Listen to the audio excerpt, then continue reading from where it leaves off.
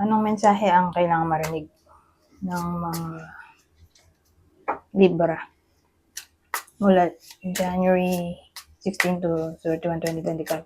Pwede nangyayari na ito o mangyayari pa lang. Kung hindi man para sa inyo, itong magiging reading, di ba? Para sa someone na malapit sa inyo o sa someone na kakilala niyo mismo. Baka may lumabas na gender mamaya, gawin niyo na lang energy. Masculine at feminine energy. Pwede rin naman na wag niyo nang pansinin ang gender. Hindi ko masasabi kung anong magiging reading, kung positive ba o negative, depende sa kung anong mapipick up kong energy. Walang masama kung papanorin ang sun, moon, at rising sign, kasi baka alin man sa mga yan ay mag-resonate na sa sitwasyon nyo. So, malungkot yung iba.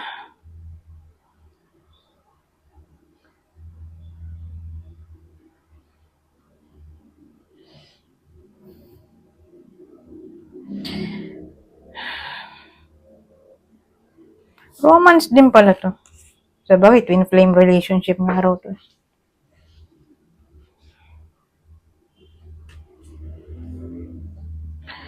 So, malungkot ang iba sa inyo sa topic ng relationship. Kaya ito, parang tamad na tamad silang kumilos. Demotivated sila o hindi inspired. So, may taong ganon. Ayun pala nakalagay uninspired. Pero kung ano man yung pinoproblema ng iba sa inyo, pero probably sa relationship lang to tatama kasi may romance doon. Kung ano man yung hindi nila mapagkaunawaan.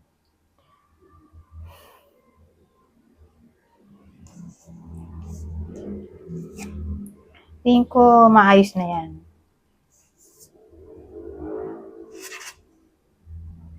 Wala, hindi naman to separation readings, so probably sila pa rin. Kaya lang, hindi masaya yung relasyon.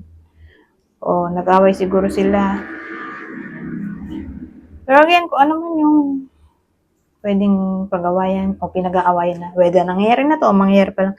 Nandito nga tong Ace of Swords, so siya yung mag-aayos ng problema dito, tong card na to.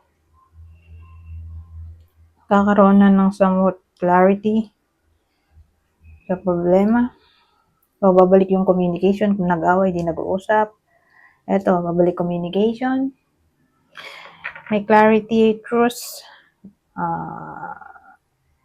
ano pa ba? Justice, victory na maaring mangyari. Anyway, sino yung tatama ng reading na to? Ito yung partner ng Libra. Virgo, Capricorn, Pisces. Eh, kung kakilala, halimbawa, hindi tumama sa inyo. Eh, di baka tumama sa kakilala nyo. Libra, Sagittarius ulit. At itong clue natin, pwedeng tumama sa inyo, sa person nyo, o dun sa kakilala nyo nga. So, may tato. May mga kung ano-anong hikaw. Hilig sa hikaw o butas sa katawan. May unhealthy habits like bisyo. Ano to? Hispanic o Latino. O baka nasa Amerika. Silang dalawa o isa sa kanila. Kasi ano to, foreigner eh.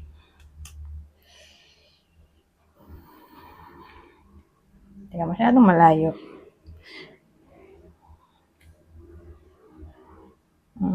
Ngayon, kuha pa tayo ng ibang detalye. Ibang senaryo. Hindi sila magkarugtong. Minsan nagdurugtong, pero madalas hindi.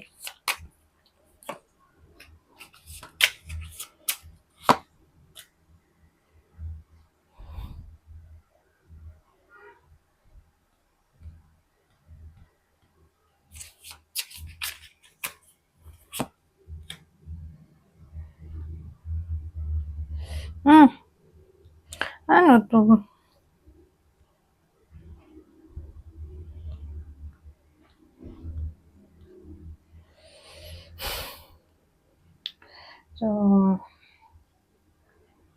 naisip ko kung saan tatama tong reading na to. Poverty ba? O relasyon? So, kailangan kong mamili.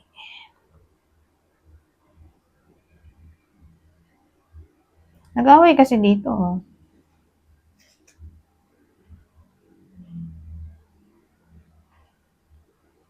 Hmm.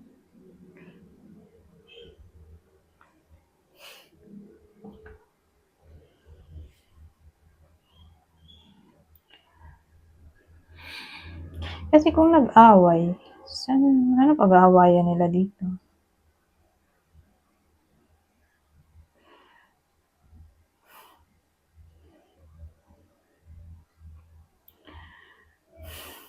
Kung relasyon naman,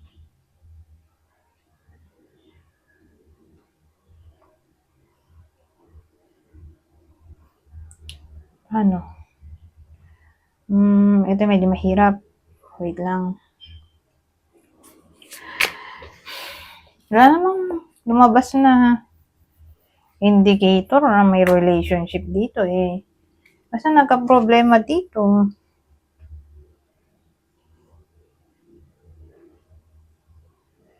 May darating sa buhay nila.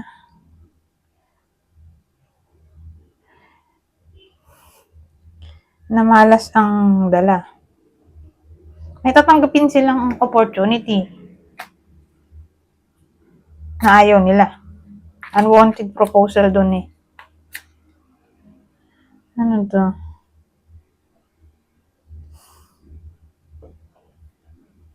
Tapos may 3. Three of Wands.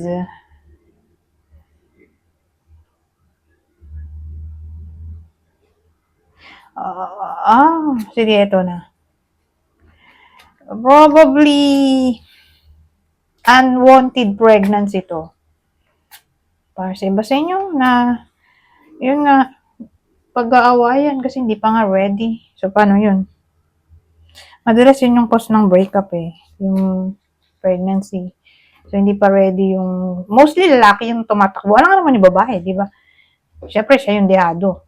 So madalas, lalaki nga yung tumatakbo. Kasi hindi pa nga ready sa responsibilidad. Wala siyang pera. Panggastos. Kaya ayun, tumatakbo. Yun lang naisip ko dito. Kasi expansion na to. Ito problem. Unwanted proposal. Danger. Ayun lang naisip ko.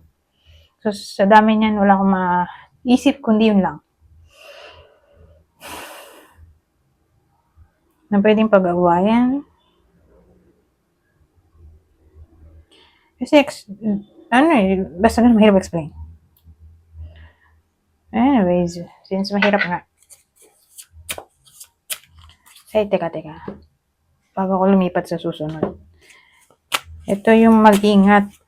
So, whether nangyayari na to, mangyayari pa lang. Pero kasi,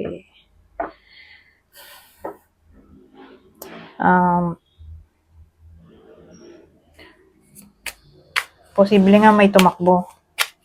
Takbuhan yung buntis. So, anyways, ito na lang yung partner.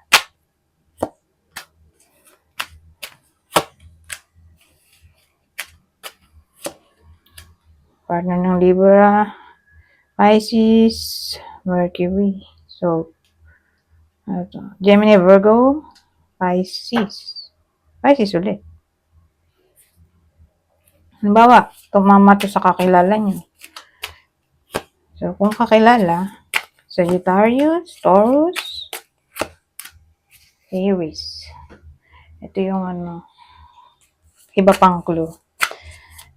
Okay? So, pwedeng tumama sa inyo o sa person nyo. O sa kakilala. Baby face, red lips, exaggerated features. So, exaggerate yung features. Ito, average build. So, mukhang bata. Baby face eh. Mahilig sa red lipstick. Ito, exage yung makeup siguro.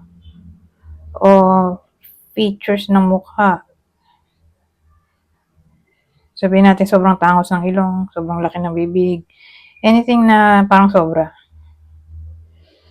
Sobrang mapanga. Ayun, basta ganun. Ito, average build. Sakto lang yung pangangatawan.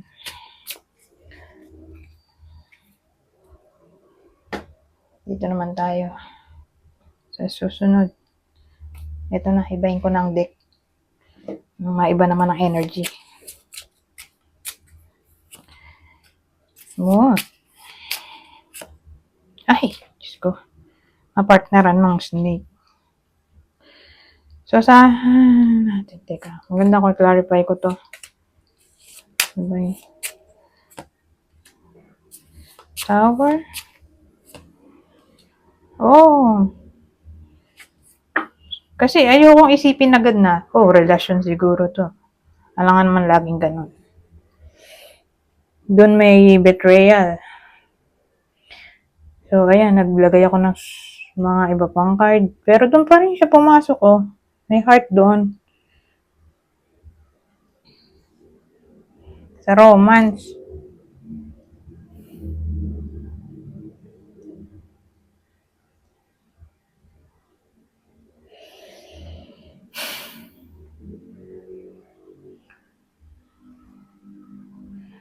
Aha, nasat ang ulo ko.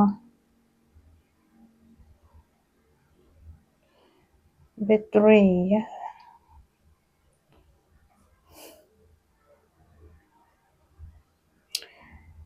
So, ang dating sa akin, whether nangyayari na to, o mangyayari pa lang. Papasok na to yung intuition. Intuition na to. Intuition about danger o possible cheating, betrayal. Mapapanaginipan ng iba sa inyo o sasagi sa isip. Kasi psychic ability na to.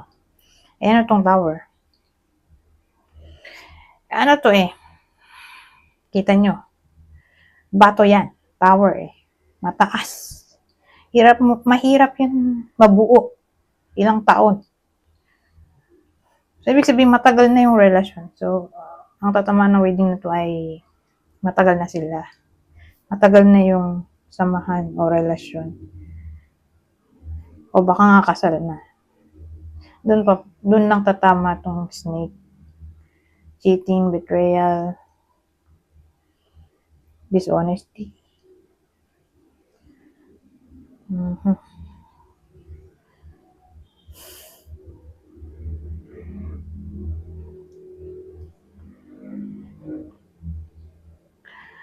Ngayon, mag-clue tayo.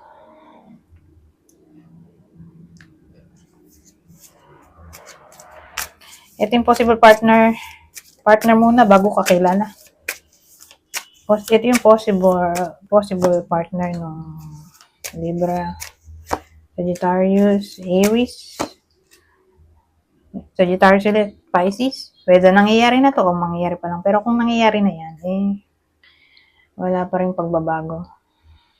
Existing pa rin siya o walang reconciliation.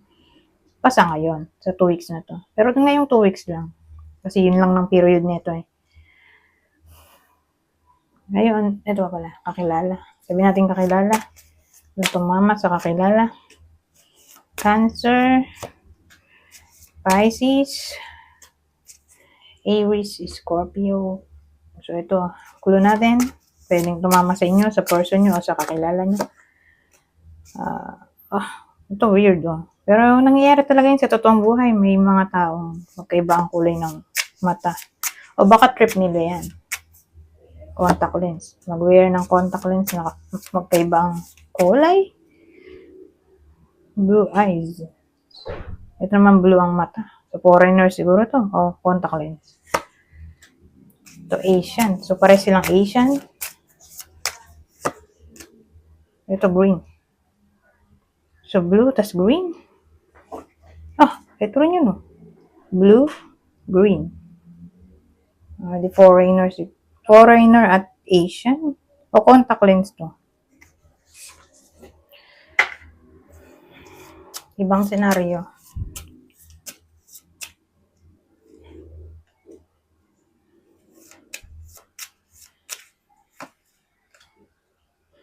Wow, ito maganda.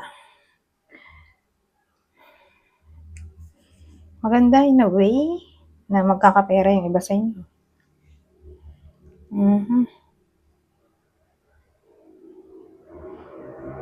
May new opportunity in all forms. Ito yung opportunity na maganda o gusto ng iba sa inyo. Kasi dun nga sa kanina, may opportunity na hindi gusto. Ano ba yun? Sa 6 of Swords na baliktad. Pero ito, may opportunity na paparating na gugustuhin nyo. Okay? So, abundance in general na to. Solusyon in a way na mababayaran ng mga loan. Mababayarin.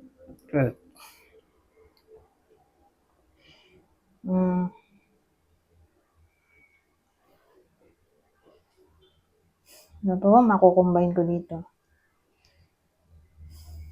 O pwede rin naman ang isip nyo sa loob ng 2 weeks na to ay magpo-focus o focus sa pag-earn ng big amount of money.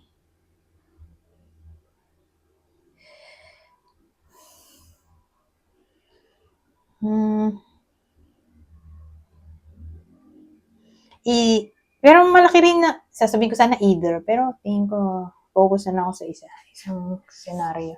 Malaki chance na magiging barat yung iba sa inyo. Sa 2 weeks na to. Sasabihin ko sana, barat, either magiging barat. O, gastador. Hindi. Mukhang barat lang to. Magiging barat.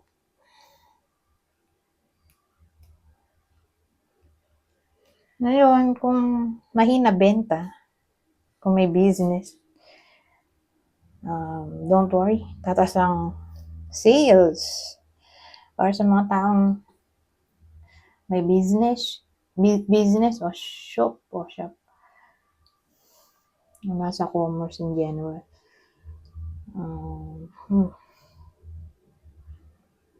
Ngayon, may iba sa inyo na magpo-process ng loan.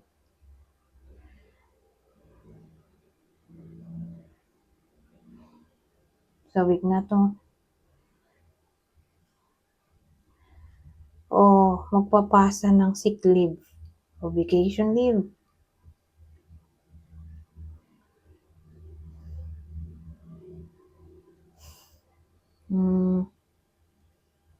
Ngayon, kung may nang iwan sa inyo, babalik na yon. Lalo na yung mga ginost o nagkahiwalay. May chance pa ng reconciliation o reconnection. So, maaaring magbalik yung someone na hindi nyo na nakakausap. May chance na ganun.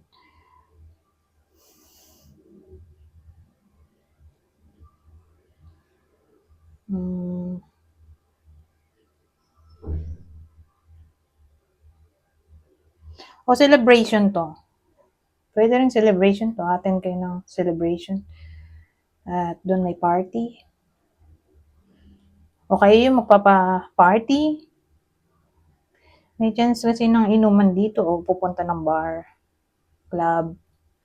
O, wala, matripan lang. Mag-iinom sila. May case na ganun. So, case-to-case basis naman to.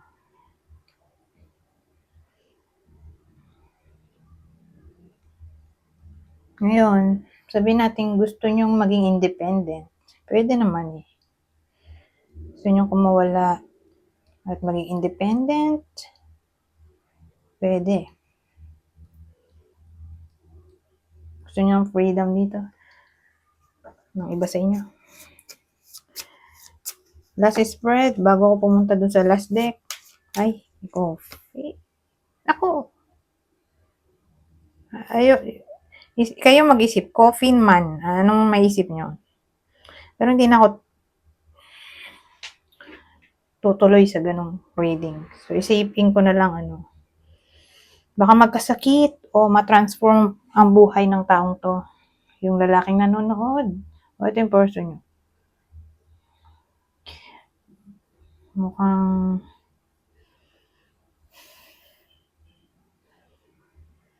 mababago buhay niya. Hindi ko nga lang masabi kung for the better o for the worst. Better or worse.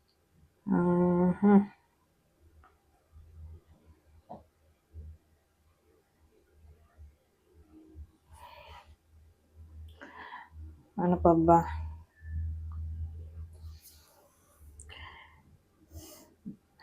Asahan din natin na kung hindi siya yung mapapagod, madaling mapagod sa 2 weeks na to, baka may someone na magpa-drain sa iba sa inyo. Magpa-drain ng energy. So, kung di siya yung mapapagod, yung lalaking Libra,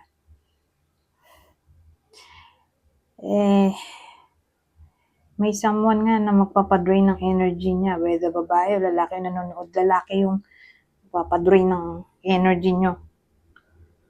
Mabubuisit siguro kayo dahil dark energy to. Mabubuisit kayo dito o utos-utusan kayo. Kasi ganyan.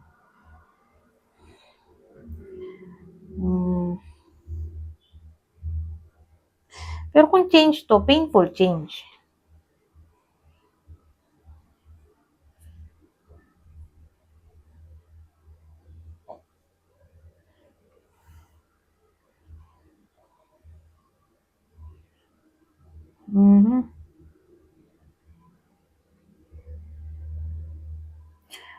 O sabihin natin,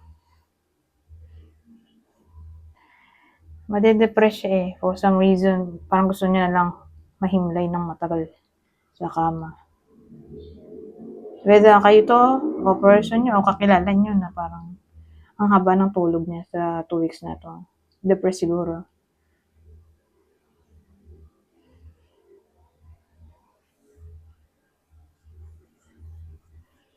O magiging somewhat feeling stuck. Anyways, dito tayo sa huli. Ito na yung last deck. Ano pa masasabi nito? Spend some time on self-care. So, kunin nyo lang yung info na sa tingin nyo i-fit sa inyo. Listen to your intuitive signals. They are real and will guide you in the right direction.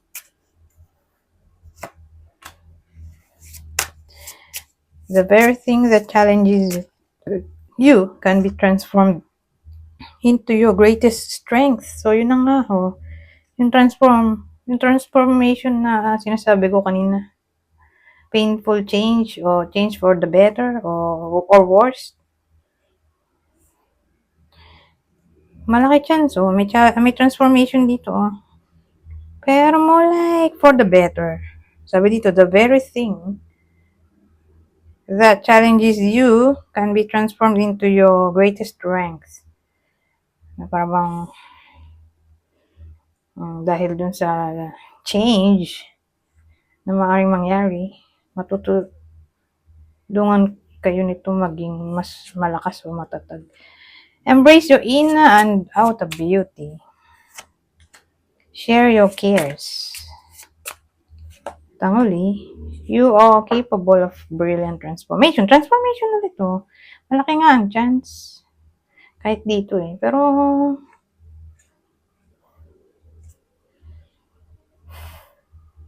kung change yung basehan natin, lalaking Libra yung tatamaan o person nyo to o kakilala nyo.